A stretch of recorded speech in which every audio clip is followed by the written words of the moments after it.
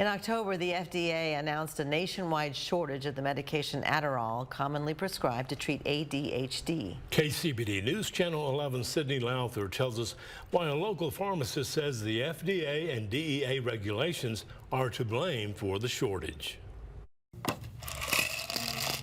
Adderall is a stimulant used to treat ADHD by maintaining focus and keeping users on task, but it is classified as a Schedule II controlled substance.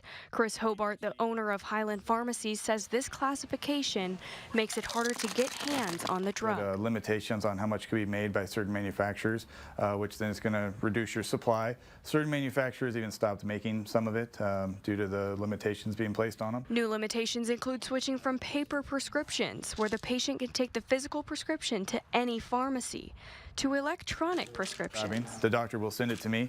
I don't have the med in stock. I can call around, try and find it, but with supply being so limited, they may run out by the time it gets there. So during COVID, virtual visits allowed a more lenient way to prescribe Adderall to patients. According to an article by CNBC, Adderall prescriptions increased for adults ages 22 to 44 by 7.4% between 2019 and 2020. In 2021, prescriptions increased by 15%. Decreased supply, increased demand, now we're in a shortage. Chris says insurance companies are not adjusting to the shortage, so patients are having to pay out of pocket when their covered brand is out of stock. And Vyvanse is maybe 5 or 10 times the cost of just a generic Adderall. Even changing their dosage is seemingly impossible. They try and switch to a lower dosage and take more pills, and I've also run into that with insurance companies. They won't pay for more than 3 pills a day or 4 pills a day. Substituting for a drug like Adderall can lead to forcing patients to go without it and suffer withdrawals, or look into dangerous outsourcing methods. Sydney Lowther, KCBD, News Channel 11.